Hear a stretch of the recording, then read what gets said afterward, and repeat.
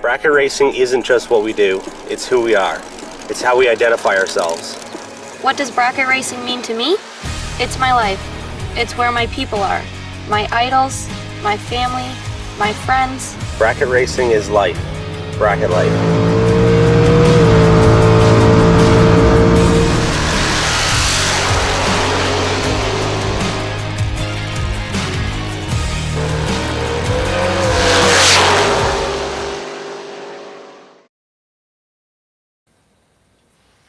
Hello and welcome back to the Bracket Life broadcast. Brandon here, my good buddy Andrew hanging out right over there. I pointed this way, but the screen's backwards, so it's the other way.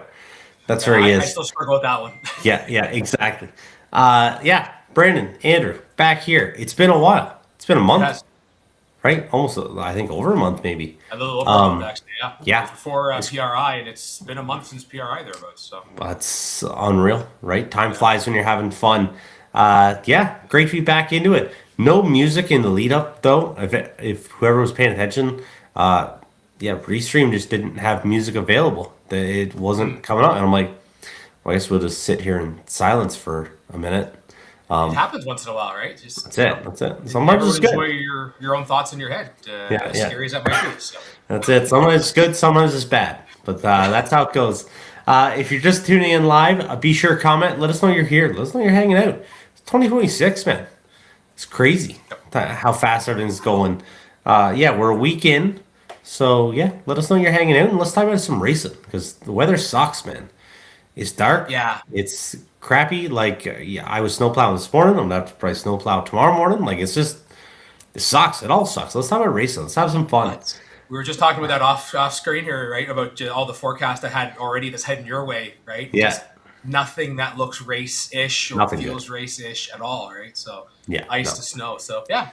Absolutely. Yeah, not enjoyable. I don't like it, but it is what it is. As we get into the show, be sure to chime in on the discussion. Let us know what you think, different things that's going on, especially this one. This is a lot. This is big for kind of what's coming up in the future, what 2026 is going to look like for drag racing as a whole. Really exciting stuff. A lot of big changes coming up that we're going to see. We'll see kind of ripples through, this mainly big changes in the United States, but we will see a bunch of that ripple into Canada in 2026 and 2027. So throw it out there. If you know something, you got some behind the scenes scoop or whatever, fire it out there. I'm excited to hear it. We love seeing all the comments and hanging out. Make sure you subscribe to the Bracket Life YouTube channel. Check that out. Go through. You guys, by this, it's 2026 now. You know how to subscribe to the channels. Go dive on. If you don't, there's a YouTube movie how to do it, right? So, Exactly. Somebody will show you. Andrew, let's jump into the Canadian countdown. We'll go back, like I said, almost a month, pretty much a month, to PRI. Yep. We'll talk about that. We got to hang out a bit there. We each had a type of bad weather. We each had a miserable drive down. But that's all part of the PRI experience, right? It was good for us. We were fortunate. We brought Alex and Avery both in the car. I think we were 14 hours one way. We stopped a bunch, made sure, and then got out, had some time with them, let them stretch a little bit and burn off some energy. But they were both really good. They were awesome all 3 or 4 days or whatever we were there. So really couldn't have asked for more from them with how great they were. It was a great experience for us. I love going, right? It's been a couple years for me since I've been, but we had a blast. And then with the new engine shop opening up here, Todd and Dave came down. Nick also came down. It was his first time there. We had a great time, right? We had a lot of fun and a lot of excitement coming home. We're still kind of riding that high a little bit here that, everybody's on board, and kind of it opened some eyes a little bit to how serious we are here, right? For not just in business or whatever, but in motorsports as a whole, and being committed to the growth of it and then growing our own business, our own motorsports involvement. So really cool stuff. I got to learn a boatload more because I going with people that know a boatload more than I do. Yeah. right? The conversations you get brought into now, right, are just Yeah. something you wouldn't have done if they weren't there, right? Exactly, right? Because you don't know these questions, right? Yeah. I like to Yep. drive the race car, right? I'm decent at driving the race car. I like time out racing, and I have an opinion on some things, but there's a lot of stuff that I have no idea about, right? Yeah. Just you don't learn it the same way, or it's so hard to learn. You only know what you know, right? I don't have Yeah. so much experience, I right? always love the opposite of that. You don't know what you don't know. Right? Like, you Exactly. don't know what to ask because you don't know what it That's is, it. right? It's Yeah. awesome being with someone who does. So you go and you get in some of these conversations and you just shut up and listen, right? And then just see what comes up and then, take some mental notes for yourself for later or or ask questions when the time comes up. But yeah, it was really cool. I got much more out of the machinery row and all the equipment that was going on there because, I'm like, you walk by and you're like, oh, that's cool, but I got no idea what it is or what it's doing, you know? Yeah. But so that, yeah, the whole thing was neat. And then changes that we're making to our race program now. Obviously, having an engine shop, as you are well aware, that's, in your backyard essentially, or just down the road. Same zip code, which is perfectly fine. Right. Exactly. Opens up a world of opportunities for you, right? And then, Dave and Todd are very receptive. They're very smart. And I've been able to bounce a lot of ideas off them. Especially in a year going into this race season where I'm leaving the engine in Rachel's car that we used last year. We have we gotta help it a little bit. It's a little hurt after the 2025 season, but that's all good. We'll get through all that stuff. So with me starting with a new engine program, putting the blower motor in, it's going to be really cool. Just learning this much and then getting to be more involved in. So yeah, PRI was wicked for me in that sense. How was it for you? What were your takeaways? Yeah, so big show for you guys and running into it a few times. It was fun. Even from the booths, like the Superflow booth, right? So we've got the Superflow dyno and just being able to have those conversations about things as you guys look at these things as additions. But awesome job, awesome show. It's tough because I think this is the first year I didn't actually probably hit every corner of it because the conversations on 2026 planning and different things were so in depth and so long. In fact, went down with one of the new guys in our shop. Johnny, Dave Turner, those who stock Superstock World. Dave's been in the business for 40 plus years between Motor State, Performance Improvement, a lot of big performance companies in Canada.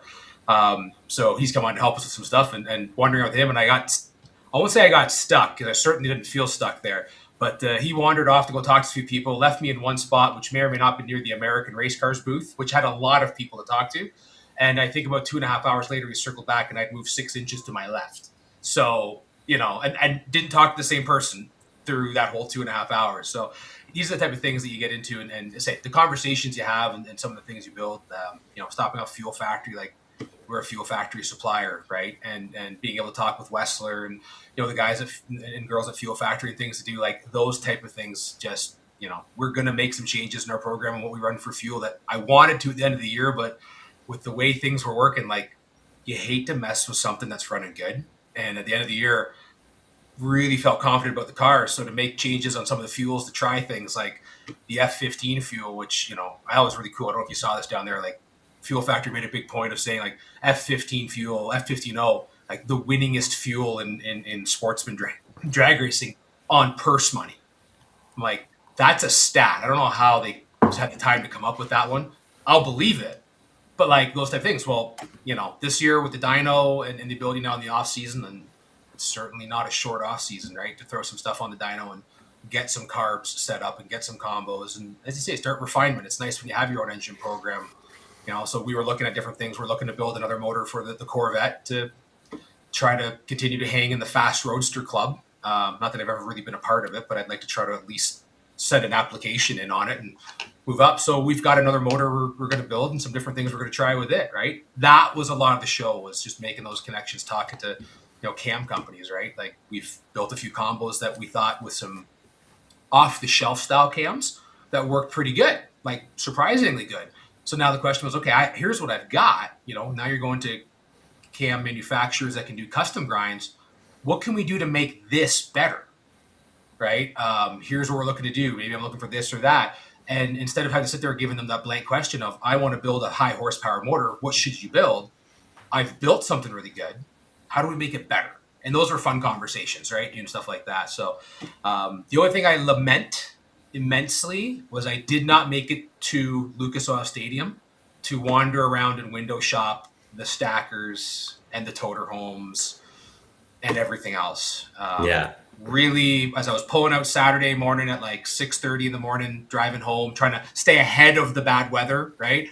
I looked at Lucas Oil and just, shed a small tear. That was a tough one, but that was all my own fault. So what can I say? That happens. We were. I'd like to tell you, I was close to having Dave Rennie walk out of there with a new stacker. Well, I don't think I was, but we were. Nick and I were leaning on Dave pretty hard in there. There's some wicked units in there. It's cool to go check out and just see what's possible, right? Oh, absolutely. It's a racer's version of the window shopping we always joke about with like jewelry and things. For those who can afford to go grab the new stuff like that, kudos. Like, you know what I mean? There's nothing against that whatsoever. I'm looking at what I might be looking for in 6 or 7 years when it's been through 2 owners, right? Yeah. And it's now at my affordability level, maybe. Yeah. Hey, here's something to see in 2032 when this might be an option for me, right? Yeah. But really cool to see. Amazing stuff. And truth be told, like, when you talk about the racing operations, right? Like, bracket racing has never been, we've never really had like that idea of the pit area, the trailer setup, like all the things you talk about, like a pro trailer, right?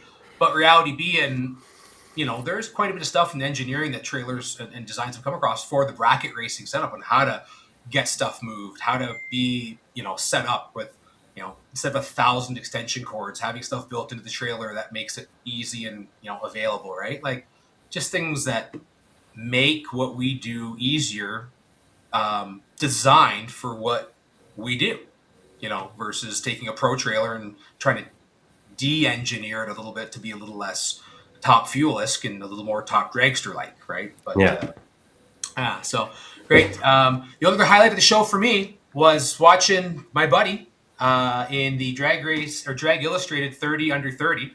I don't know if everyone might be know who I'm talking about, but my good buddy Brandon here slid in under the wire too. Nick and I were talking about this in the audience. We missed our opportunity, but to be 30 under 30. You had to be under 30. And I believe at the moment of recognition, you may not have been, but the moment that you were accepted, you were. But we'd love to hear about that because that was a really cool experience to watch from the stands. I can't imagine what it was like to watch from from your perspective. Yeah, absolutely. You are correct. I was 5 days of being 30 at the press conference. Counts through all that. I wasn't the only one that was of that age, though. Okay. Actually, Yeah. I went and I sat down.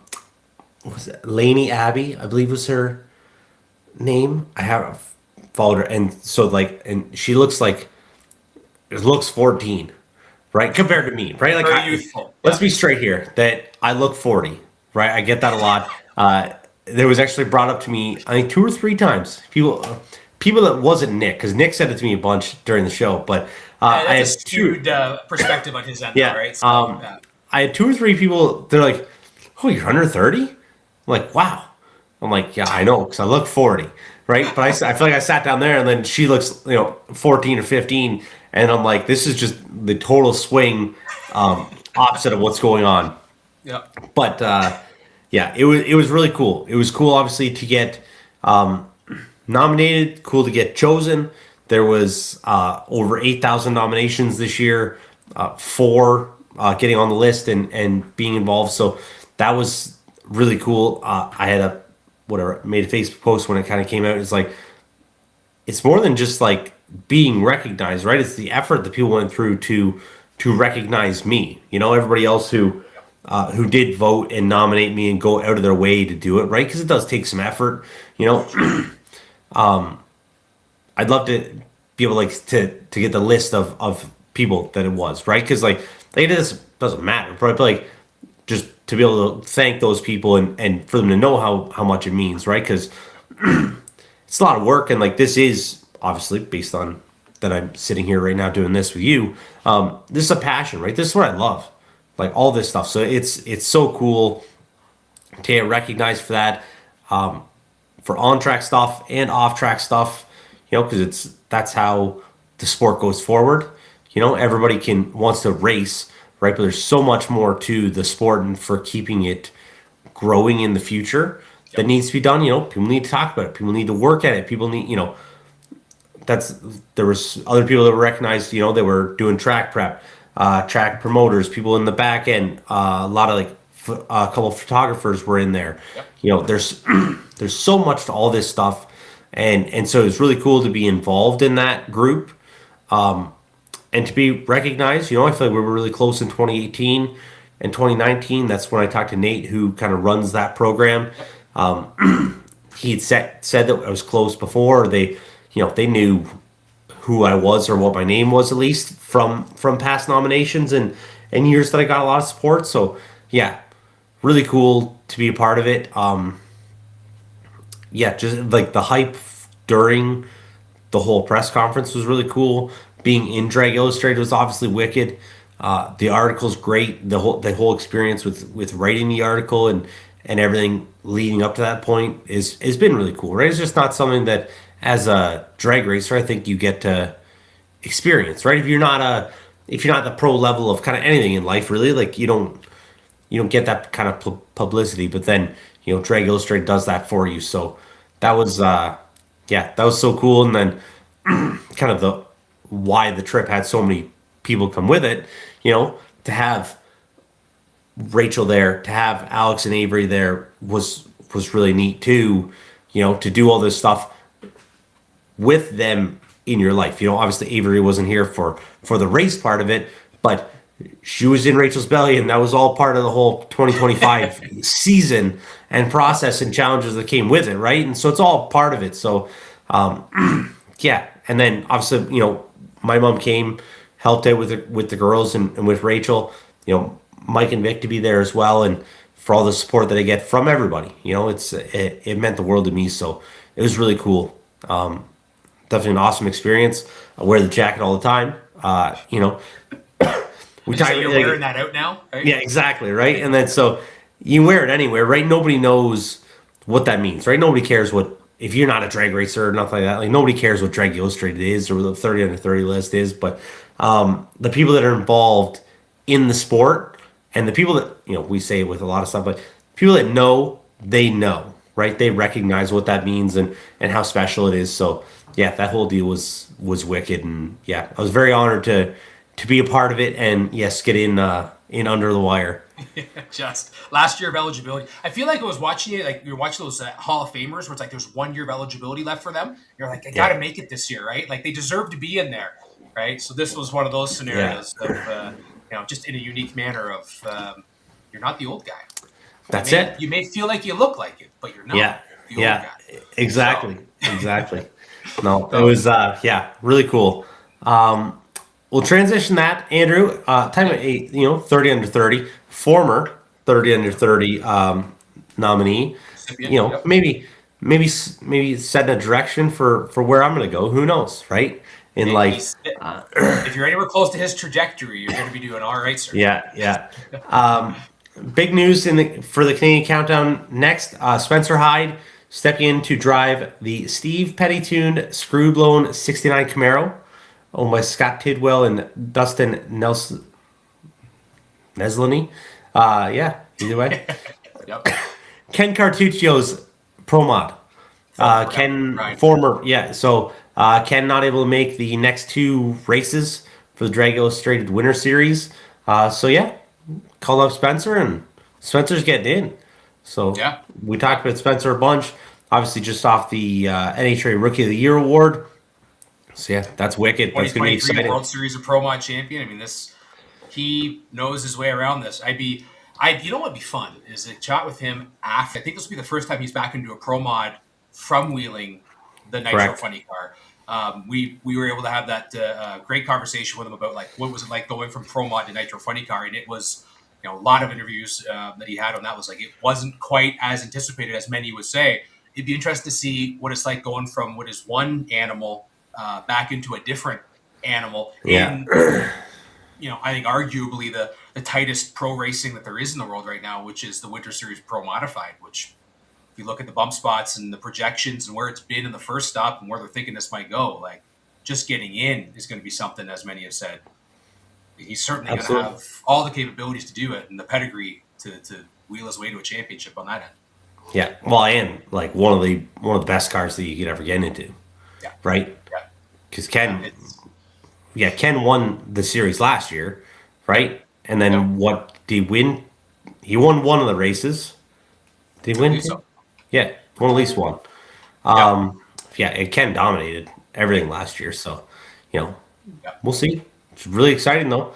Good for Spencer. Never know where he's going to be next and what's That's it. going on. That's the world is his oyster now, by the looks of it, the way he's doing a great job with it and getting geared up for the 2026 season, which I have a few stops as we get into later here on the NHRA side of things that bring him a little closer to Canada a few more times this year. Yeah, exactly. That's where I want to dive next. So, Andrew, we'll get into the main event of tonight, 2026. You brought this up to me, a month ago, I think after PRI. Obviously, we had this conversation. A new drag racing universe. Team changes, sanction changes, track ownership changes, a lot of those, and promotion changes. Sandra, I'll let you tee us up for this one and what our conversation is. So, I mean, if you are at or following PRI, I think what you took from that, outside of whatever you were there to do, which was, there were a ton of things to do, I think we watched the universe shift in drag racing universe under our feet for those 3 days. And it's the ripple effect since then has been gigantic. I mean, if I'm just a high level look at it, I mean, we watched IHRA over the last year, but most explicitly in the last month and a half, go from being they are a nitro PDRA to some extent. They've got they got some tracks, they've run some events, they've run some really good events. Like I've enjoyed them immensely. They were competitive. Like they're not NHRA fast, but they were competitive. Their Motor Pro stock was spectacular. Their Pro Modified was very competitive. Like they had great racing, great sportsmen. They went from being this, you exist, to like, these guys are on par with NHRA in some stuff. In fact, before we left there, Maple Grove, cornerstone NHRA track with an event, was an IHRA track, right? They bought Rockingham Speedway, which is across the road from Rockingham Dragway, which will be a super unique way if you're driving in for the IHRA event at Rockingham on your left and see IHRA flags on your right at the Speedway. But just their growth, tractor pulling, stock car racing, boat racing, all of it. Like they've bought tracks, they're building tracks, they're bringing tracks back, Commerce and Memphis, all these things. Play on that, JFR. I mean, this is going away from the Canadian side of things, but John Force Racing in 2026 won't have a Force on a qualifying sheet for the first time in almost 50 years. JFR Racing will be there. They announced Vandergriff would be the second car. Beckman was still going to wheel the first car. Alexis Ajuria is dropping in to a third funny car. And Josh Hart, as in most of these things we're talking about well before PRI, right? So sold his team to Elite, and he's going to jump into Brittany's old car. But there's no Force name. Not on the DNQ side, not on the qualified side, nothing. And that in itself is, again, 50 years since JFR took his first shot at qualifying. I think it was 1979. And, there was, 14 years in a row where he was world champion. Like, whatever it was. And Brittany's multiple championships, right? And Ashley racing cars, Courtney racing cars, right? He's had son-in-laws, in cars. Like there's been the Force name, and it's just not going to be there. And that I think is monumental. Being a Force person, fan myself, like that in itself was kind of earth-shattering to me in some capacity. But no changes there for me moving forward. I still know who I'm cheering for, and it's just going to be Beckman, Vandergriff, Tejuria, and Hart. Right, a few of them are the first time I'd be cheering for, and a couple that are longtime fans. Nonetheless, back to the IHRA thing, right? WDRA, that's been a Canadian sanctioning body for the last many years. That was Grand Bend, St. Thomas. I believe Saskatchewan was in on the WDRA. Shannonville. Yeah, there's a list. I've got quite a few of them here somewhere in my Uh, notes, but did Rad Torque Raceway? they were NHRA because They went they NHR. opened. Okay. Yeah, Yeah, they yeah, went to the yeah, yeah, NHRA yeah, side. yeah. But Yeah. for the most, I mean, like this was the staple. If you weren't an NHRA track in Canada, you were a WDRA, and that was it. Well, they're bought. They are now part of the IHRA, and so de facto, I guess you become an IHRA track now. I think you have to sign on the dotted line. But all of a sudden now we've got IHRA tracks back in our neighborhood. And we've got IHRA tracks that are running national events in our neighborhood. Empire Dragway on the Nitro Outlaw Series, which is, for those of us in Ontario West, hop, skip, and a jump over the border to Buffalo, you're at Empire Dragway. Dragway Well, on 42, our not side, too far. it says 4 hours from my house.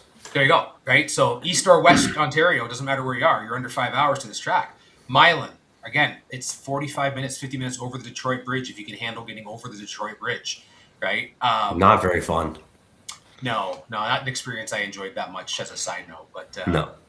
did you see that? I don't tangent on this one. Did you see the gas there? They have duty-free gas. I did not see that. You didn't see that? Anyone in Detroit, tell me if I'm wrong, or Windsor, whichever, any side you're on. Did I see that right? That there's duty-free gas at the Detroit border?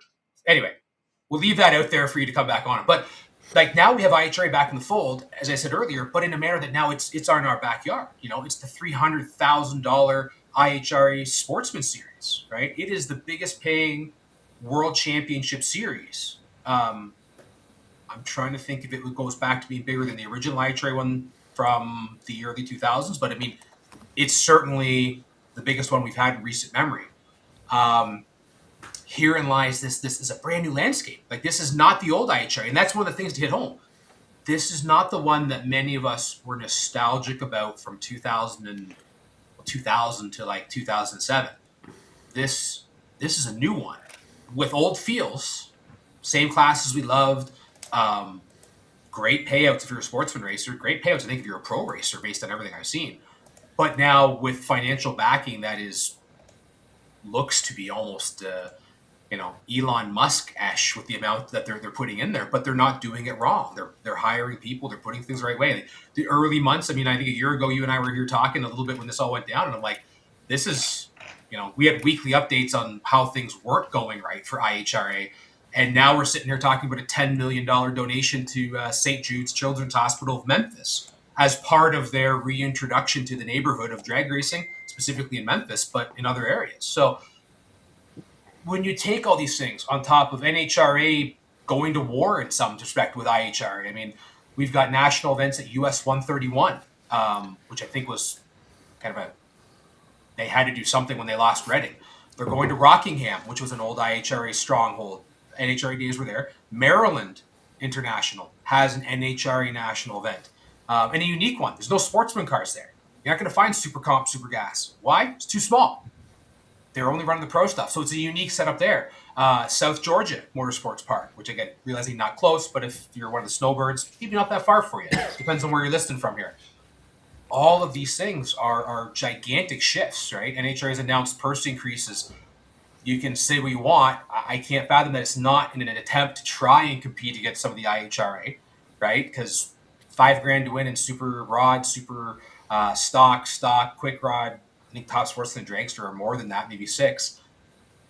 That's not being paid on the NHRA side. If you got sticker money, you might get close, but you got to have the sticker money and jump through those hoops. There's been some back and forth, right? And when you put all of this together, you have a completely different looking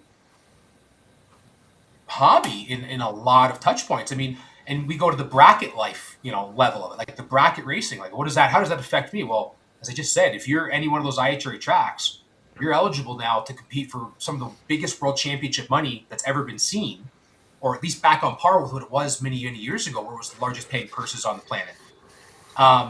Big money promotions, right? There has been a lot of movement around on where tracks, like who's taking them in, where they're running. Like, they have doubled down on areas that were different marketplaces now, right? You really see more regionalized promotions. Like, if you start looking at, like Ace Racing, they have their area. They put on fantastic events, right? They have their region, right?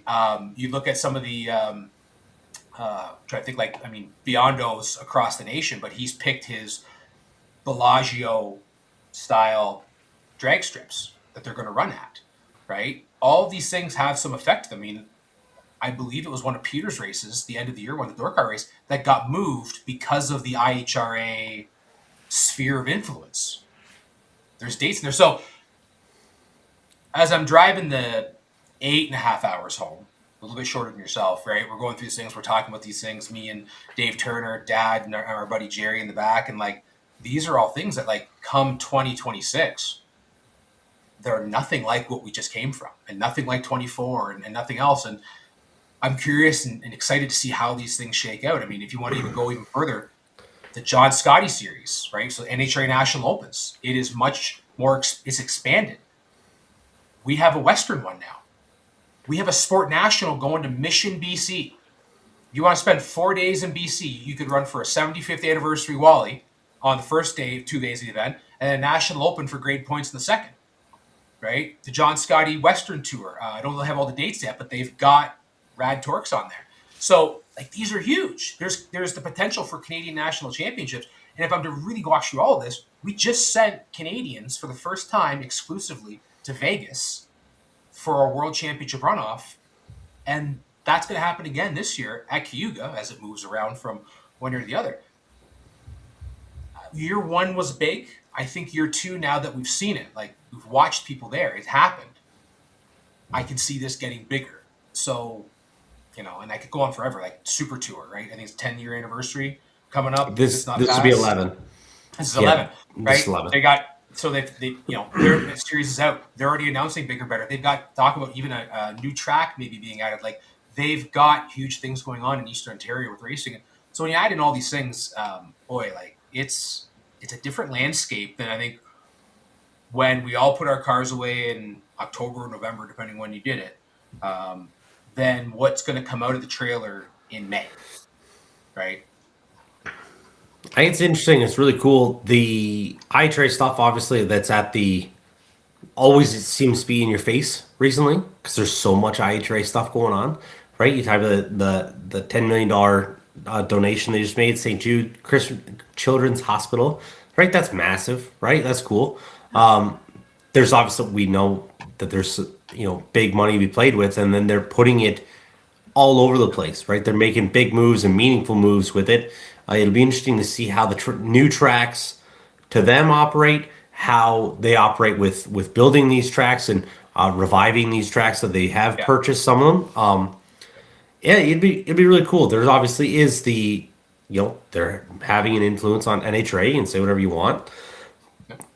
If you disagree or whatever, like it has to be, right? It has to make an impact on it, right? Now, is it gonna, whatever, if you watch or read through some comments on Facebook, right? Is NHRA just gonna burn in a pile of its own whatever and then be dead next year? No, it's not, right? NHRA is not going anywhere. There's 75 some big moves. years of a business model that makes sense. They're not doing anything dumb exactly. next year. Yeah. They'll be fine. There's a lot of stuff. The Sportsman Racer participation will be interesting. I think IHRA switching to all 8th mile for 2026 for all classes gonna hurt them. I think not gonna disable them by any means. Right? There's gonna be people that love that or love being a part of it. You're not gonna get you're not gonna bring over the NHRA faithful group. Yeah. That's gonna for the Sportsman Racers for sure. You know, that run the quarter mile stuff. My experience with, you know, running quarter mile twice, running super comp, and then running it once on the 8th mile, quarter mile is the way where it's at, right? Yeah. It's so cool. It's so much fun, especially for that stuff, right? And all the history. You're not going to replace that, right? You can't just replicate that just with money, right?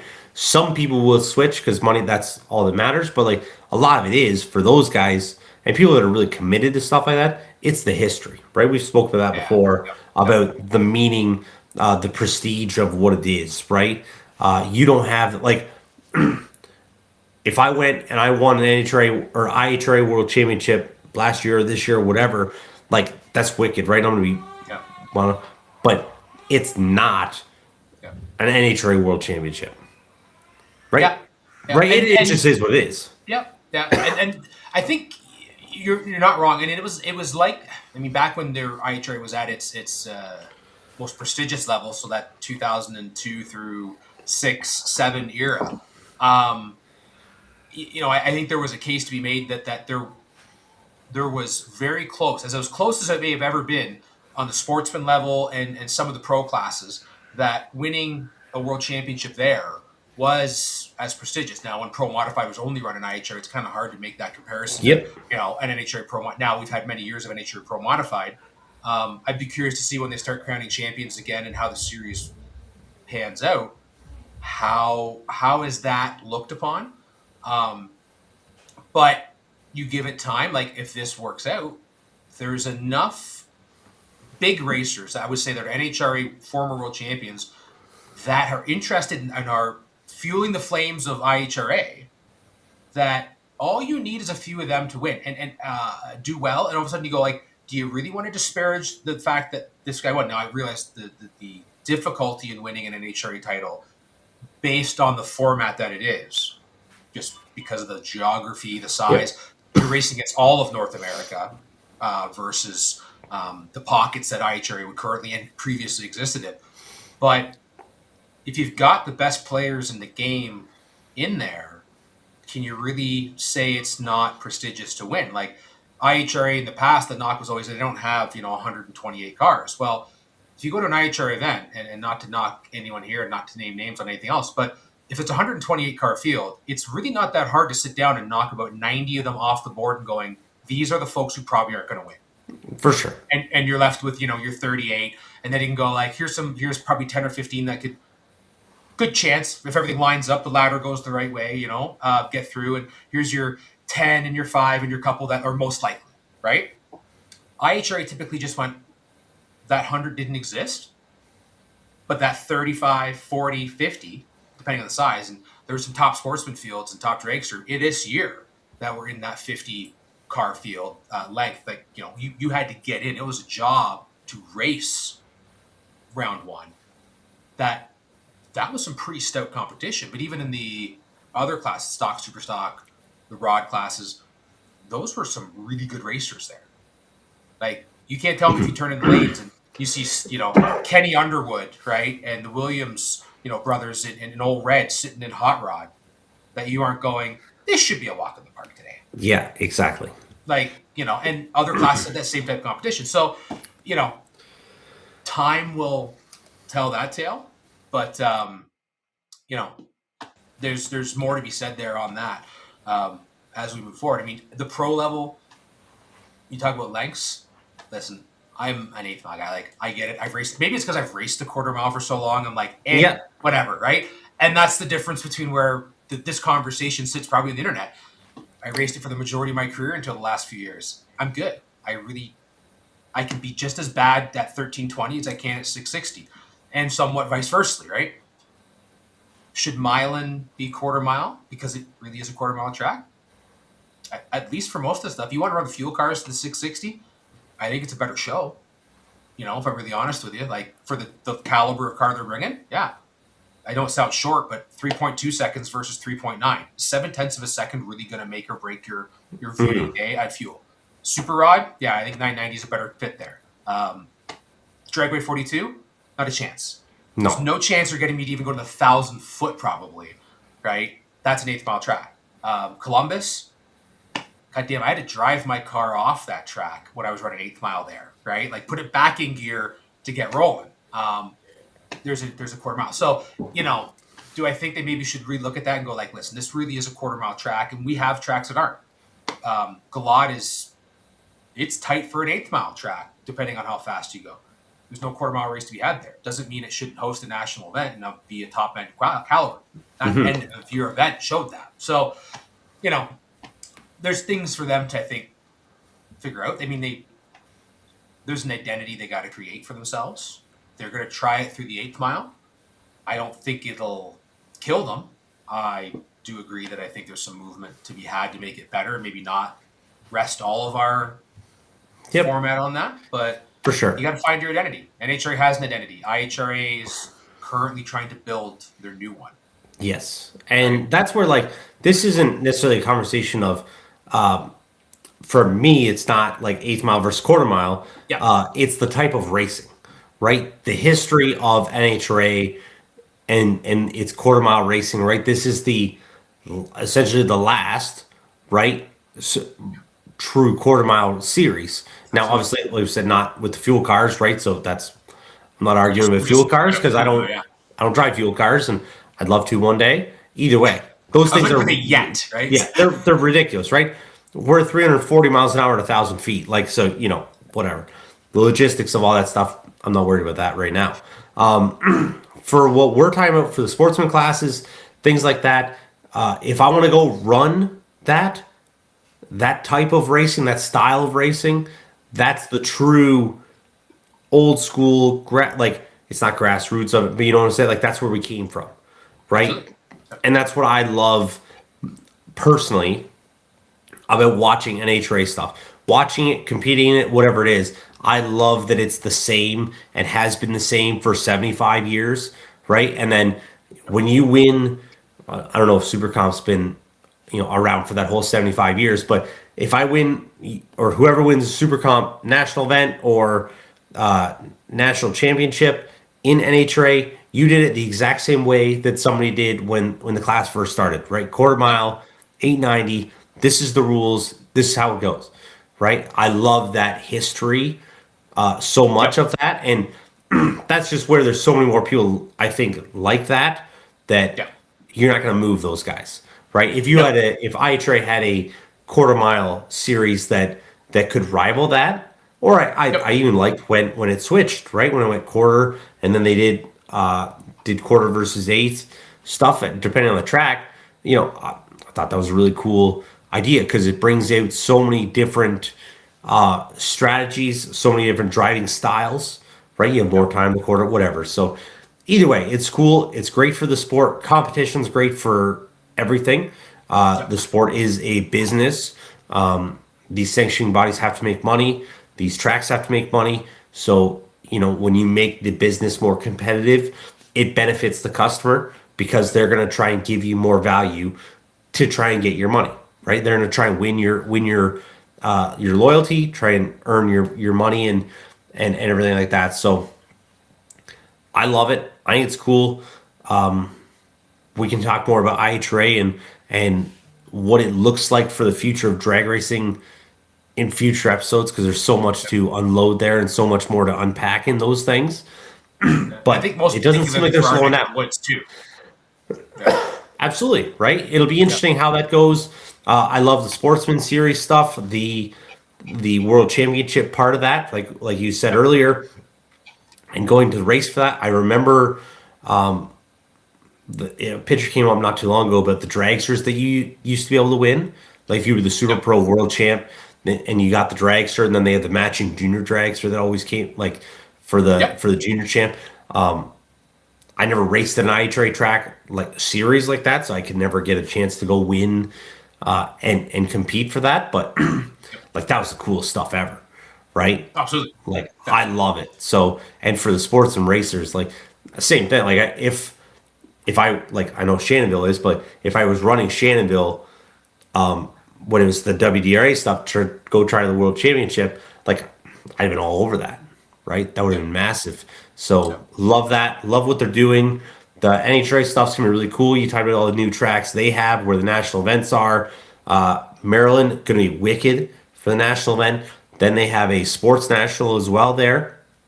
Yep. Maryland's not too far from us for people that are into that stuff, right? That are running NHRA. Rockingham's wicked. So much history there. 131, I think, is going to be an awesome show for them.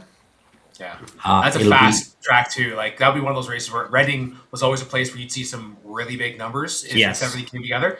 131 will be identical.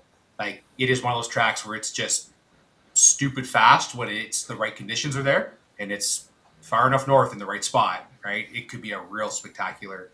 I think Canadian heavy event. It's going to be like one of those Norwalk races. Like Norwalk's a little closer to get to from a border city than 131, but it's not that far.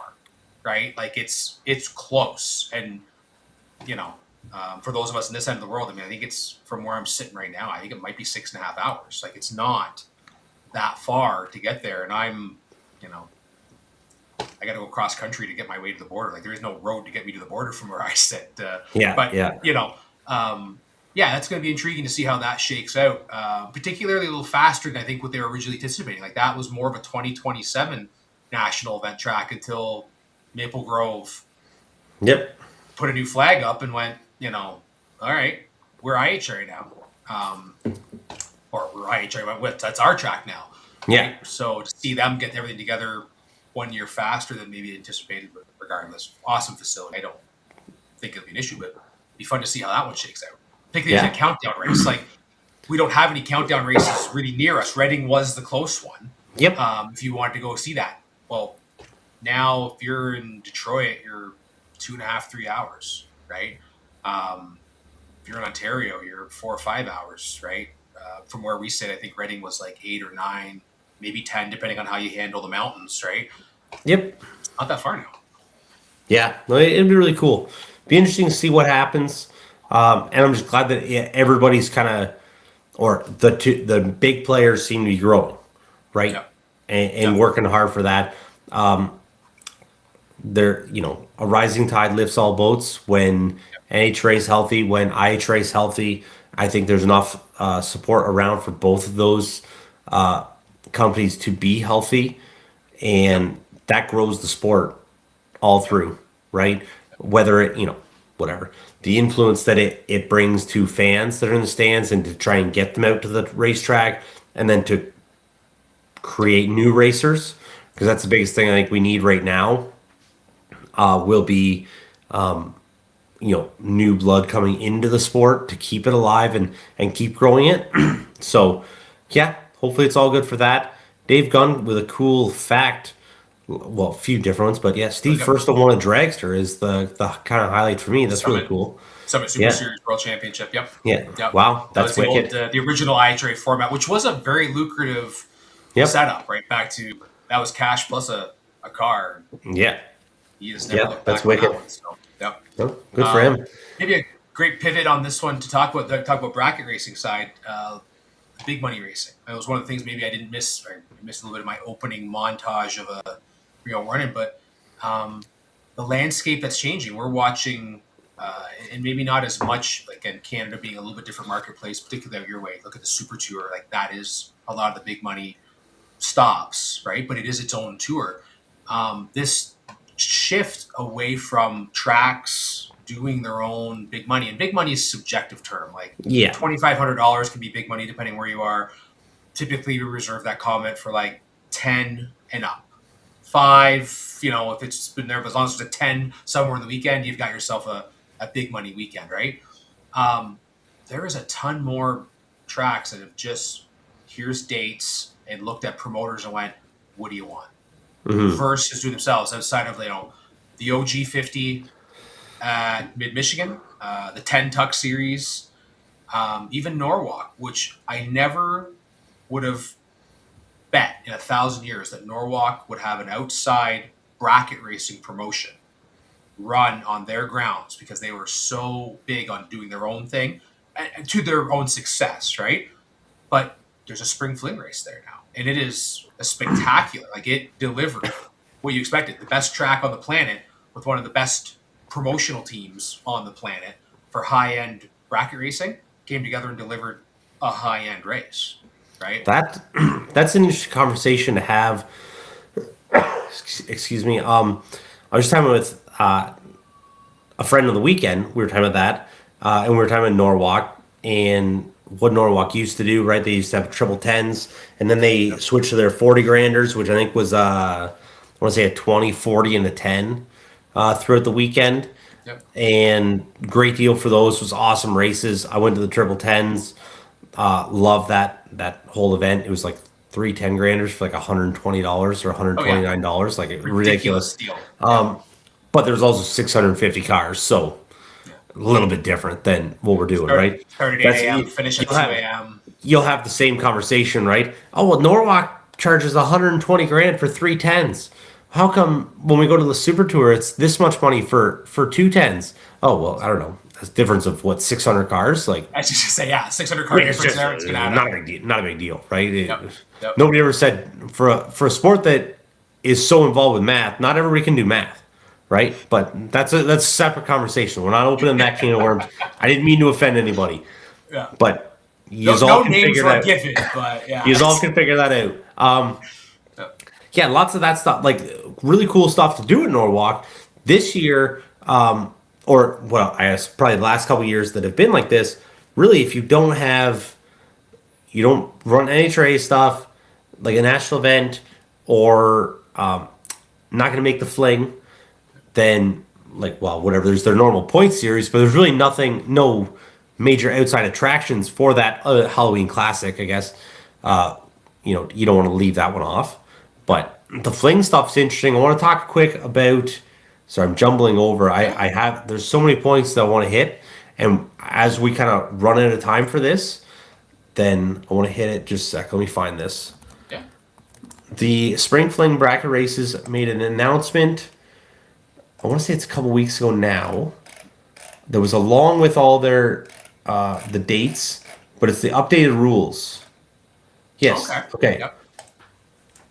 New for 2026, second shot shootout. Yep. So free shootout where the top 16 best losing packages from the buyback round will race for a $3,000 purse. So that's cool. Yeah. It's on select days. Maybe it's not every day. I'm sure if they have weather or something like that, then you can't do it. But that's wicked, right? Yep. I think that's a cool opportunity. The performance report, the good, bad, the truth is what they call it. Event by the numbers, average reaction time, average package, more different things like that that'll come out throughout the event. Another cool thing.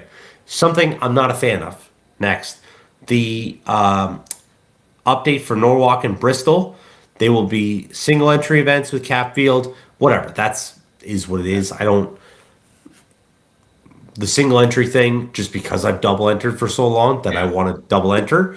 But guys that single enter, right? They're like, oh, this is the one for us, right? So then my opinion's kind of jaded in that just I don't because I do disagree. double, right? Yeah. So exactly, you get it, right? Like I double, you double, so I want to go to races where I can double, This is right? sort of like But the like Ricky Bobby. I don't know what to do with my hands. Like when I Exactly. don't have a second entry, I need to turn and burn Yeah. on. I don't know what to do with myself. Exactly. The next Yeah. out. Yeah. Yeah. And then So, somebody like like Russ Adams or Dale Gauthier, like they single everywhere. So then like a single entry race, then that's better for them because that's they're the race. they're bad dudes, Yeah. and then they go out there and then they're against everybody that also has just one entry, right? There's nobody else that has an advantage Yep. of the double entry, right? So that's fine. Not really a big deal, especially when it's cap field and those events are massive. We were both at the Bristol event where it was like 800 cars and it took forever, and then you lose the buyback round, and it is what it is. The rule that I don't like, and somewhere else, I can't remember who did this rule before, but I didn't like it. I remember, I think not arguing it then, but I remember talking to people about it. Yep. A driver may enter a second vehicle if it's in a different category. For example, one door car entry or one dragster entry. Yeah. So you can't double unless you have two cars, and they have to be different. Like I can't, we got whatever 5-6 dragsters across the road. I can't take two of them and then run, double enter. 3 or 4 door cars. I got nothing. That's it. Maybe we should Yeah. trade some stuff. That's maybe our first problem. Is I've been saying this for so I know, long, I man. know.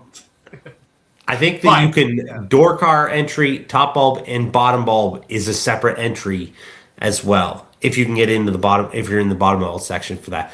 But yes, I agree. So I don't really like that rule. I'm not 100% clear if that's just Norwalk and Bristol. It's allowed for that.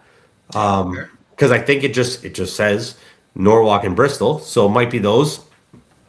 So that's kind of a jaded rule, or a thing that I don't really like. If you're gonna make it single, then make it single. If you're gonna make it double, make it double. Well, and I think that, and I want to suggest that part of that came from the problem being with the single entered event. There were entries, like we were able to slide in late into Yeah. that race. It was not an event we had on our calendar through some very opportune timing on my end and some very opportune stuff from Luke Bugacki and Elite, where He had 2 passes, and I was able to get one of them. That's it. We were able to buy a second pass for my traveling buddy Ted, very last minute, and they had entries to still sell up into the main events. When you don't have the double rule, when you have a double rule, no doubles, there is a chance you're not going to fill. Yeah. Like, it happens. Whereas this rule, I think, is that, and I don't like it. I'm the guy sitting here with no dragsters, all door cars, and thus still can't do the same thing as we're talking about. For now. And this is a very for now, and a very subjective topic. Like, I mean, for those, we're speaking from a first world problem. I realize the two of us here. Yeah. But if you only had the one car, right? This is a conversation where, like, screw those guys, right? But when you have this rule, if there is someone, and there's a lot of racers not doing what we're doing, where they have the 2 in the trailer, all of a sudden now Racer X pulls out, like, has the door car in, wasn't going to race the dragster. Now at least we can fill the field. Like, if it's supposed to be a 450 or a 500 cap, right? Hey, listen, like 6, 8, 10 people didn't show up for whatever reason, right? We're 10 short. We could have sold 10. Whether that's the profit margin, what, you know what I mean? Yep. If you have that rule now, it's not a double. You're not going to see Sierra or the Williams or, you know, all these really great racers like Kenny Underwood rolling back around the same car twice and going like, he just laid down 8 totally. He's about to do it again beside me, right, in the same car. But it does give you the flexibility to go, okay, Racer X has a second car in the trailer. It's totally different from car number 1 because it's door car dragster. Hey, man, you want to buy another tech card? And it not being one of those things where, why does he get 2 cracks or why does she get 2 cracks? Yeah, for sure. Yeah, no one's going to be happy. No, it's not perfect. That's how I figured this came about. Having been to the race that was like, yeah, we have entries. Do you want one? I'm like, absolutely, I'll take one. Right? Yeah. Something that, so as much as, right, I don't like the rule, yeah. I do look at the other side of it too, and something that I've thought about this, and then I said the other side to this as well was with a promotion like the Fling and all those races that's so big, you kind of got to turn people away, right? That's like the single with the cap, like these races, the ones at Norwalk and Bristol, that you could, I don't think you're far off the day of letting everybody wide open. Like, I think I wouldn't be surprised if you did the right deal at Norwalk with Biondo there, that you could have 1,000 entries for that for a 50 grander, right? Norwalk's had 1,000 in their own event, right? Exactly. So now you do that with a 50 or 100 or whatever that is. I don't think you're that far away from it with that promotion because of, you know, what it is and where they go to. So you got to turn people away a little bit. Yep. That's race not for everybody, right? That's not for the grassroots dude. That's why the entry fee is what it is, right? It's not a there's value. I'm not saying the value's bad, right? That is a bad deal or nothing like that, but it's not a value sold race. You are going for the experience. You're going to pay what it is to go get the best experience at a bracket race. Steakhouse, right? Yes. It is not McDonald's. It is not, what's the place you go to the U.S.? Texas Roadhouse. Texas Roadhouse, okay? It's not Texas. Right? I'm putting that above McDonald's just so we're clear. Yeah, that's right? All right. I get what you're saying. AAA Steakhouse. That promotion is at that level. You go for the experience. I've said this online. There was a post that came up, and I kind of use this example, right? Of, you know, there's the McDonald's promotion, which is really based around easy to get into, not expensive, you know, generally, you know what to expect. The quality might be okay, but you're really not worried about it. Like, you know, we don't get food poisoning, but like, you know you're not getting the top notch. And you get that middle, you know, Texas Roadhouse type experience where like a little more value to it, right? You get a little bit more for it. You're not getting just a McDonald's hamburger or something better. But, you know, it's about consistency, repeatability, want you to come back every time. You get the same thing you come back for, but in a little better experience. Then there's that elite, like the St. Elmo's, if you've ever been to Indian PRI. If you don't have a reservation to go to that restaurant during PRI like 6 months in advance, you are not getting in that restaurant. But that is the toppest of top levels. That's where we get into this bracket racing conversation. That's where that spring fling race is at. And if you aren't turning people away, you've got a problem if you're trying to be that. And that's what it is. They have the best announcers on the planet. They have the best staff on the planet, at the best racetracks on the planet, with the best prep staff on the planet, wherever they go, right? And Peter Biondo, the man himself, out there checking rollout every morning. I got videos of him doing it. It's wild when you watch the guy out there doing it, but that's what he does every morning. That type racing is where that comes in at, and that's what they've been able to do. The only problem you ever run into in the bracket racing world is when Texas Steakhouse promoter wants to run AAA Steakhouse type racing, but is told you have to run it at McDonald's pricing, and then we get into shady stuff. And we've seen shady stuff, and there's been certain 3-letter promotions that have come and gone in the world due to weird shit, right? So, exactly. Forgive my language. We're at an hour. I got one point I want to make before we go. Boyd Den, he brought it up. That's what reminded me of it. Remember when 10K was huge, and now they're paying $3,500 to win Super Pro on a local level if they get a car count.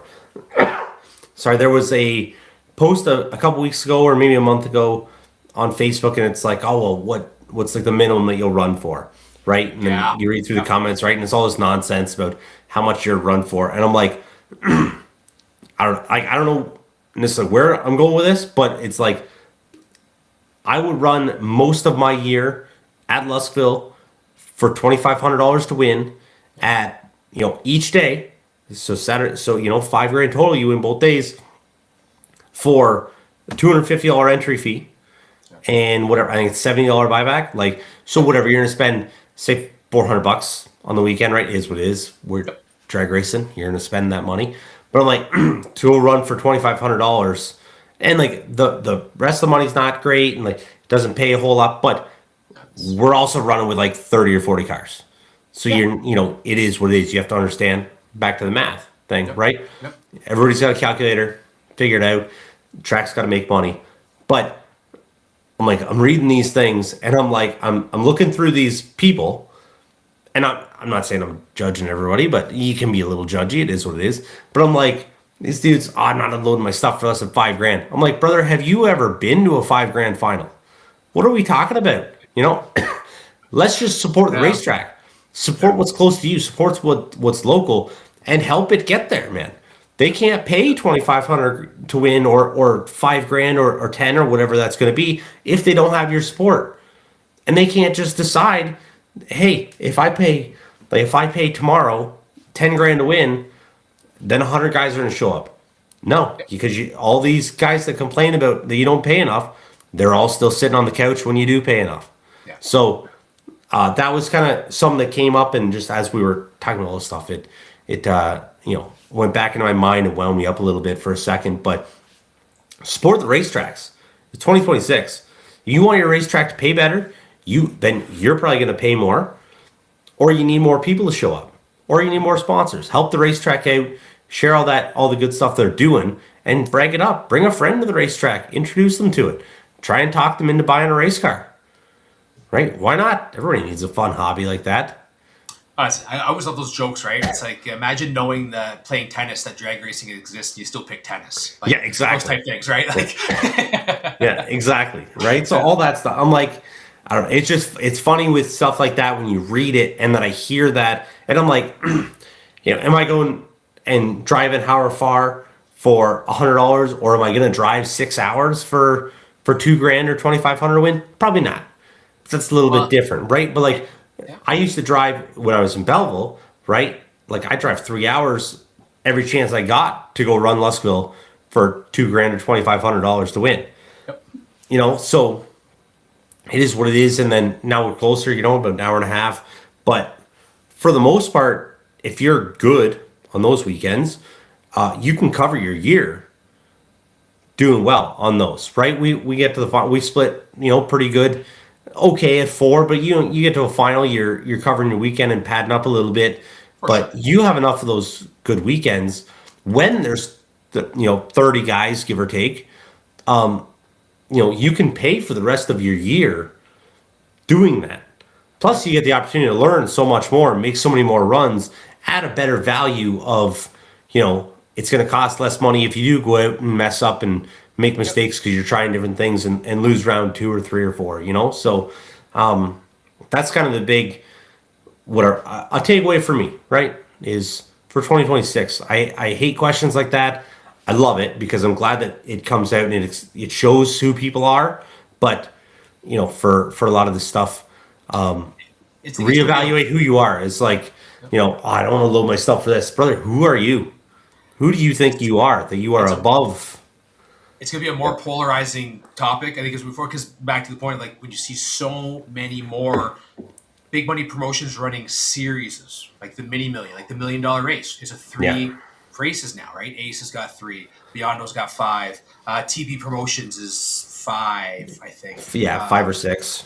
Yeah, the Great American Bracket Race, albeit like really far south for us, right? There are 3 or 4 events. Like all of these things are taken off to be multi-race series, and you get this real division of what would you unload your car for? Now, many of these ones we just referenced were, I think, the lowest ones are the Ace at 20, which is $20,000 with good round money, right? Like, I'm not saying anything negative about that. It's fantastic, but like that, because there's such a takeoff of those big money series. It's like if you put a calendar together tomorrow, Michael Beard's master calendar, just through and take off all the NHRA and IHRA events and just look at big money, which I think it's 5K, I think is his definition that he uses on Yeah. it.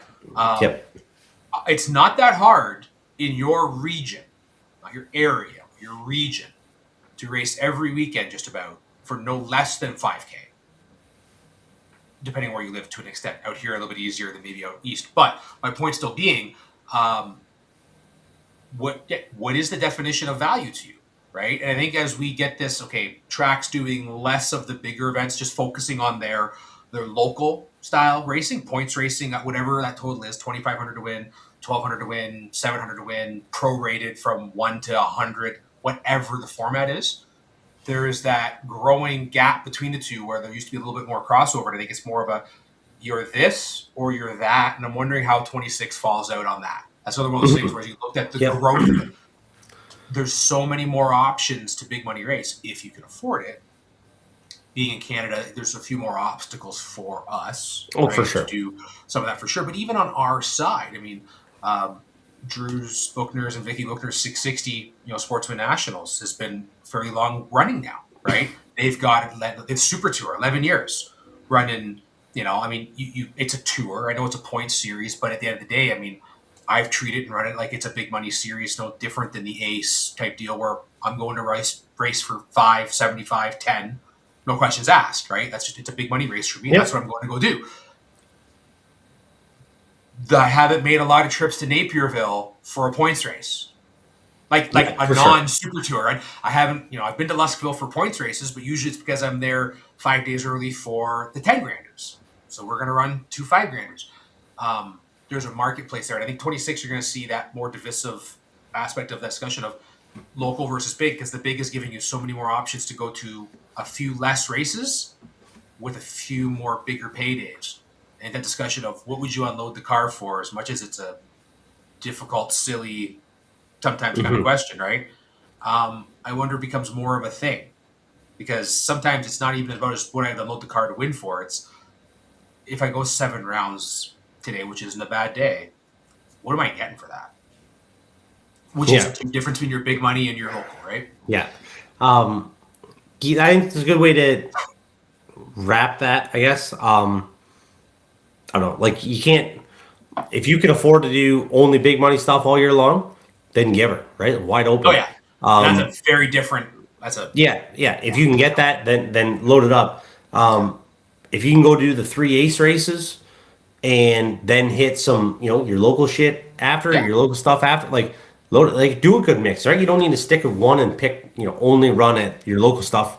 It's okay to go somewhere else and race somewhere else and try, again, a lot of people we've consistently said to do that. That is our MO. That'll upset a lot of people. Right? But you don't have to go to the same racetrack every single weekend. But I would urge you to support your local stuff, but also don't hold yourself back and not allow yourself, if you can swing it or afford it or take a chance on yourself, to go run some big stuff. Also, I haven't tried it yet. I've liked the idea of, if you went once a month to race for 50 or 100 grand, are you going to be as good as, if you sit at home for those other 3 weekends and don't go down the racetrack? But either way, that's a conversation for another day. But yeah, really cool to, I don't know, get into it. And I think that was a pretty good show. Yeah. We went a little over an hour too. This is, yeah. I was, I enjoyed it. I wasn't sure how I was gonna go, and then like whatever, because winter blues, right? Winter sucks. And then I'm like, I read through all the notes we got, and I'm like, it'd be all right. And then yeah, kind of it picked up more energy than I thought, and I was only drinking tea. I didn't even have any coffee tonight. And I'm like, and we still got juice lemonade out. here, bud. Yeah. There you go. That's the spirit. All right, guys. Thank you all for tuning in. With a lot of great comments, a lot of great support. Appreciate all you guys that are commenting and stayed for the whole thing. You guys obviously are as bored as we are, right? And like hanging out, talking, and listening about racing. So we appreciate you guys hanging on and doing this with us. We will see you guys in 2 weeks. We're gonna get back on the normal schedule.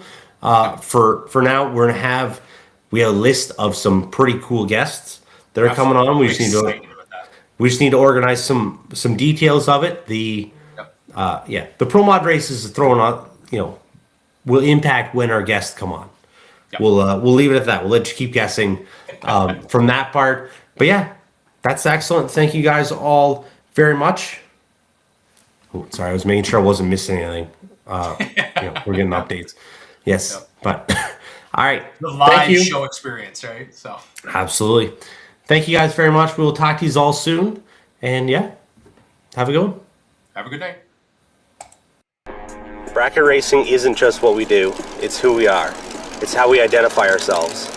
What does bracket racing mean to me? It's my life. It's where my people are. My idols, my family, my friends. Bracket racing is life. Bracket life.